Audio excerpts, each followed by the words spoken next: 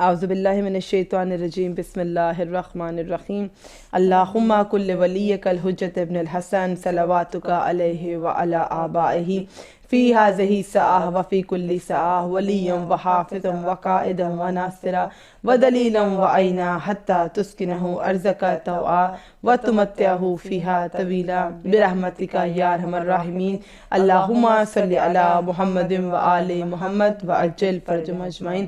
السلام علیکم مومنین, this is me Sayyida Anam Naqvi with my خواہر عروج Naqvi and you're watching Anam and عروج نقوی official. اگر ابھی تک آپ نے سبسکرائب نہیں کیا ہے, یہ دعاؤں کا مناجات کا یہ سلسلہ, اس اسپریچول جرنی میں اگر آپ ہمارے ساتھ چلنا چاہیں تو ضرور چلیے, اور اپنے بچوں کے ساتھ اور اپنی فیملی ممبرز کے ساتھ بیٹھ کے اہل بیت علیہ السلام کا کلام اور خدا کی بزرگ و برتری اور پروردگار کی شان کیا انہوں نے اپنی دعاؤں میں پیش کیا ہے اس کا حصہ بن جائیے, کیونکہ آئندہ آنے والے ایام میں انشاءاللہ تعالی ایام سیدہ بھی شروع ہو رہے ہیں. اللہم صلی علی محمد وآل محمد وعجل فرجهم اجمعین. تو بی بی کے فضائل بھی سننے کو آپ کو ملیں گے, اور جیسے جیسے مولانا کی مناجات امیر المومنین پہ پروگرامز آئیں گے انشاءاللہ, اور ابھی بہت سی دعائیں ہیں جو شاید کہ آپ نے بھی سنی نہ ہوں اور شاید کہ بس موجود نہ ہوں, تو وہ بھی آپ کو ضرور ذکر کی جائیں گی. اور ہم سب جانتے ہیں کہ اہل بیت نے اپنی دعاؤں کے ذریعے سے کس قدر مشکلات کو آسان کر دیا, اور ایسے اذکار ہیں کہ کبھی ہم ایک کمپائل نہیں کر سکے ایک جگہ پر. تو انشاءاللہ آپ ہماری سیریز میں اذکار سیریز میں دیکھیں گے کہ ڈیلی کا ایک ذکر, جیسے ہم نے مناجات سیریز کی ایک پلے لسٹ پڑھی ہے ہمارے چینل پہ انم اینڈ عروج نقوی آفیشیل پہ, آپ ضرور جا کے وزٹ کیجئے تو آپ کو وہاں پہ مناجات اور دعاؤں کا سلسلہ ملے گا. ہولی انفیلیبلز کی جو معصوم علیہ السلام کی سیریز ہے, جو معصوم جن کی شہادت و ولادت آئے گی, جیسے کہ حضرت معصومہ کم صلوات اللہ السلام علیہ, اللہم صلی علی محمد وآل محمد وعجل فرجهم اجمعین. تو بی بی کی کیونکہ شہادت گزری, ان کے اوپر ان کی بائیوگرافی پہ ایک مکمل پروگرام ہے, اس سے پہلے بھی ہم نے مولا کے حوالے سے کیا. تو جو معصوم ان کی مناسبت سے کوئی ایام کسی منتھ میں آئیں گے تو انشاءاللہ وہ آپ کو پلے لسٹ مل جائے گی کہ جو معصومین پہ ہولی انفیلیبلز پہ پلے لسٹ ہے. اور اسی طرح اذکار کی ایک پلے لسٹ ہوگی جس پہ کہ کس ذکر کو کتنی مرتبہ پڑھا جائے, کس نماز کے بعد پڑھا جائے کہ وہ روح کا سکون بن جائے, ڈپریشن انزائٹی کے لیے, رزق کی وسعت کے لیے اور روزگار کے لیے. اور جب زیارات کے سفر میں تو عروج سے ڈسکس ہی کری تھی, بڑی کوشش ہے ہماری کہ اگر ہم کر سکیں تو, کیونکہ بہت سے زیارات کی گروپس جا رہے ہیں, تو آپ جب وہاں پہ جائیں تو بالکل بلینک نہ جائیں. تو اگر ہم اس پہ کر سکیں کہ کون سا مقام آپ کو ایران میں ملیں گے, کون سے مقامات آپ کو عراق میں ملیں گے, اور اسپیسیفکلی کیا اعمال کس مقام سے ریلیونٹ اگر کر سکے تو انشاءاللہ ضرور. آج جو دعا ہمارا موضوع ہے گفتگو کا, وہ دعائے صباح ہے, دعائے امیر المومنین علیہ السلام, اللہم صلی علی محمد وآل محمد وعجل فرجهم اجمعین. تو عروج بھی آج آپ سب کی طرح اس دعا کو سننے کے شوق میں ہیں, اور میں ان سے بھی یہ دعا انٹروڈیوس کرنے والی ہوں. آج وہ کہہ رہی ہیں کہ آپ ایک ایک جملہ مجھے بتائیں اور ہم اس پہ ڈسکس کرتے ہیں انشاءاللہ تعالی. تو یہ سب سے بڑی بات جو اس کو خوبصورت لگی ہے, عروج نے یہی مجھ سے ذکر کیا کہ یہ دعائے امیر المومنین ہے, تو ابھی تک کیوں لوگ اس سے اتنا واقف نہیں ہیں. تو عروج یہ دعائے صباح ہے, تو صباح یہ کیوں ہے ذرا بتائے گا مومنین کو, کہ فجر کے حوالے سے اس کو ریلیٹ کیا جاتا ہے. یہ دعا سب سے بڑی فضیلت ہے, میں نے آپ کو پہلے ہی بتا دی کہ مولا میرے کائنات اللہم صلی علی محمد وآل محمد امام علی علیہ السلام کی تعلیم کردہ ہے. یہ مولا کی دعا ہے اور یہ سب سے بڑی فضیلت ہے. اس کو پڑھنا کب چاہیے, کیوں اس کو دعائے صبح کہا جاتا ہے, کیونکہ یہ پڑھی ہی صبح کے وقت جاتی ہے, نماز فجر کے بعد. فوراً نماز فجر جب آپ ادا کر لیں گے تب آپ اس کو تلاوت کریں گے, اور آپ کو پتہ ہے نماز فجر کے جب وقت ہوتا ہے بہت فضیلت کا وقت ہوتا ہے. اسی لیے علماء بھی یہ فرماتے ہیں, اور بعض روایات میں بھی آتا ہے کہ قبولیت کا وقت ہے.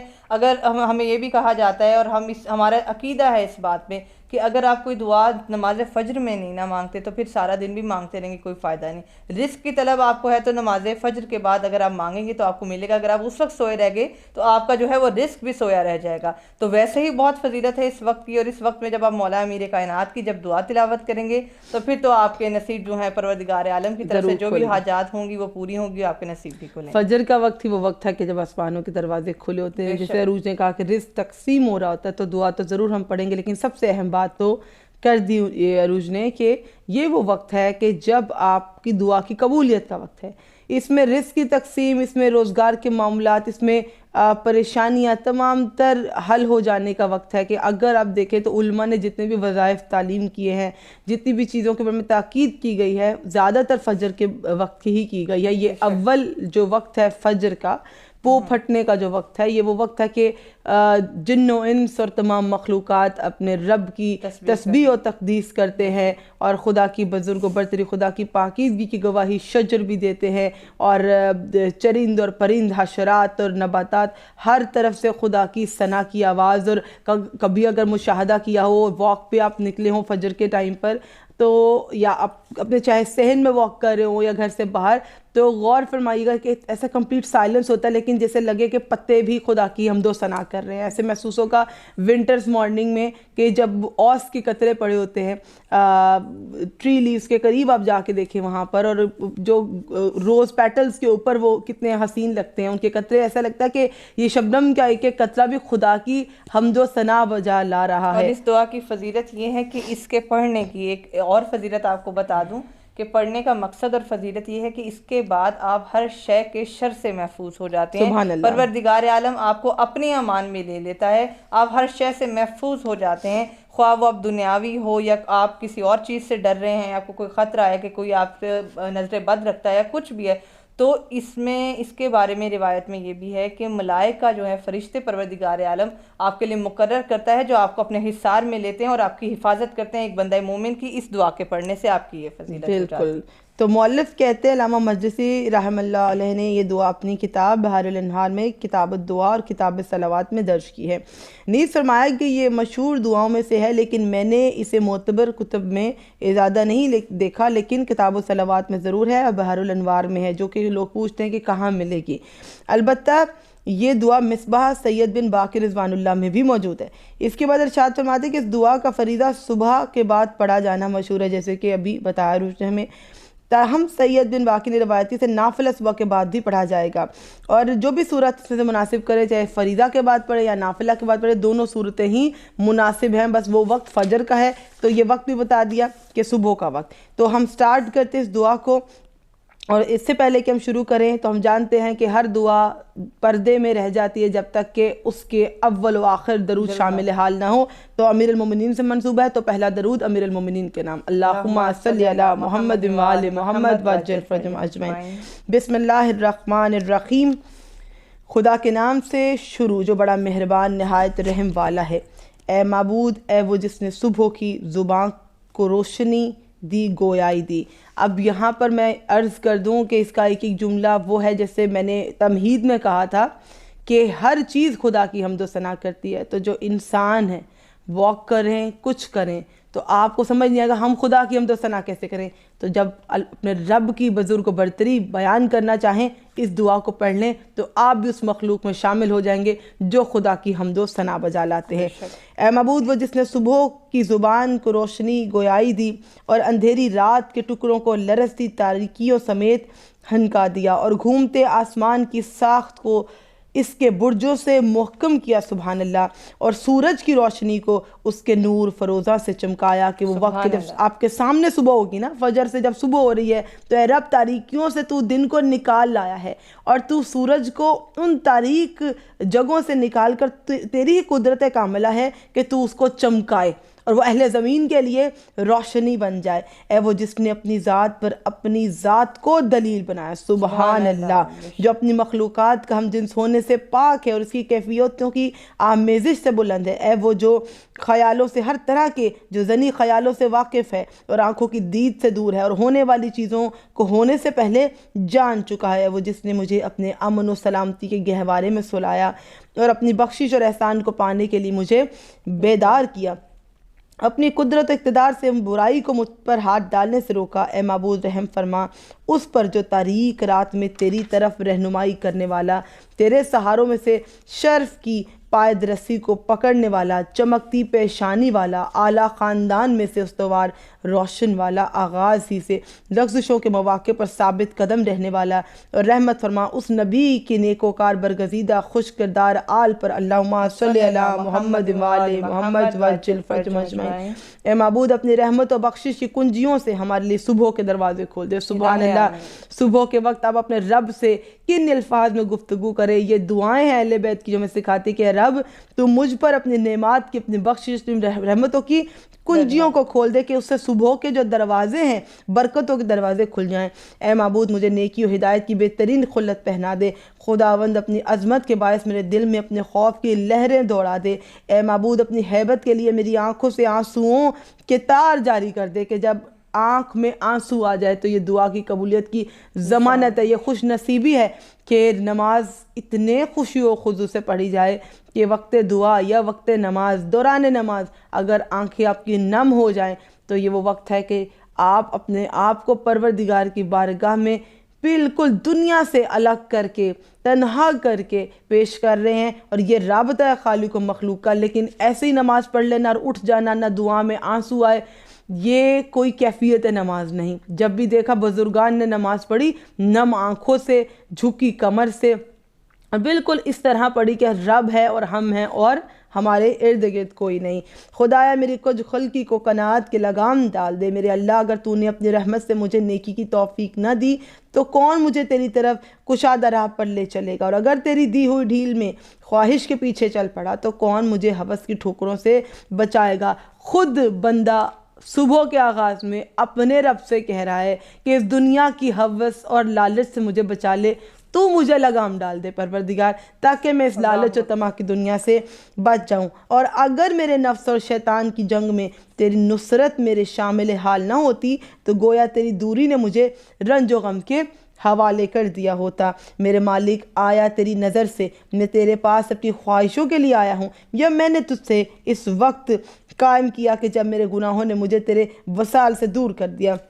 میرے دل نے خواہشوں کو اپنی بری سواری بنایا، پس نفرین ہے اس پر اور اس کی خیالی تمناؤں پر، اور تباہی ہو اس کی جو اس نے اپنے آقا پر یہ جرت کی کہ اپنے دل کو کہہ رہا ہے کہ اپنے مولا، اپنے آقا، اپنے پروردگار کے خلاف اگر تو نے کوئی جرت کی تو اس دل کی تمناؤں پر تباہی ہے۔ کہا الہی میں نے اپنی امید کے ہاتھوں تیرے باب رحمت پر دستک دی، کہ صبح کے وقت آپ اپنے رب کریم سے کہہ رہے ہیں کہ میں بڑی امید لے کر تیری بارگاہ میں آیا ہوں اور میں نے تیرے باب رحمت پہ دستک دے دی ہے تاکہ آپ یہ جملے بولے اور آپ کا رب آپ پر آسمانوں کے اور جنتوں کے دروازے کھول دے۔ اور وہ رب جو رگے گردن سے بھی زیادہ قریب ہے، جب آپ اس کے دروازے پر دستک دیں گے تو یہ کیسے ممکن ہے کہ وہ آپ کی جو ہے دستک سنے نا۔ سبحان اللہ۔ اور اپنی حد سے زیادہ تمناؤں سے ڈر کے تیرے پاس بھاگ آئے ہوں اور محبت کی انگلیوں سے تیرے دامان رحمت کو تھام لیا ہے۔ اے معبود مجھ سے جو لغزشیں، جو خطائیں ہوئیں ان سے چشم پوشی فرما الہی آمین۔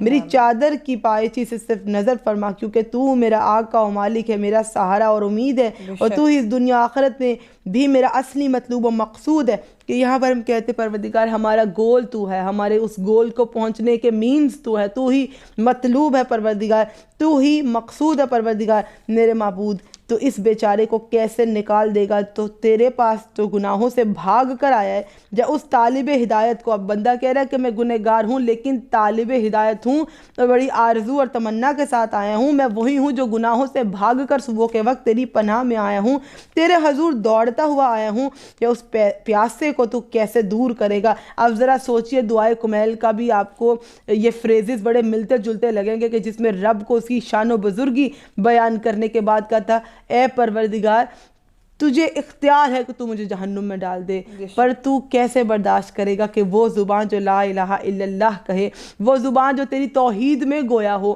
وہ وجود جو تیری حمد و ثنا کے لیے استعمال ہوا ہو، اور میری زندگی میں جب بھی میں نے تیرے پاک و پاکیزہ نام لیے تو ایسے وجود کو کیا تیری عزت اور شان کے برابر ہے کہ تو مجھے جہنم کی آگ میں پڑا رہنے دے، اور اگر تو مجھے پڑا بھی رہنے دے تو میں ایسے پکاروں گا کہ جیسے نا امید ہو جانے والے پکارتے اور گریا کرتے ہیں، اور میں تیری رحمت کو جہنم میں بھی دستک دے دوں گا، میں تجھے پکاروں گا تاکہ تو مجھے نیکوکاروں کے ساتھ شامل کر۔ اور یہاں پہ بڑا گہرا اشارہ ہے کہ کمپنی دنیا میں بھی اور آخرت میں بھی. ہم کہتے ہیں اپنے مرحومین کے لیے پروردگار جوار معصومین میں جگہ دے.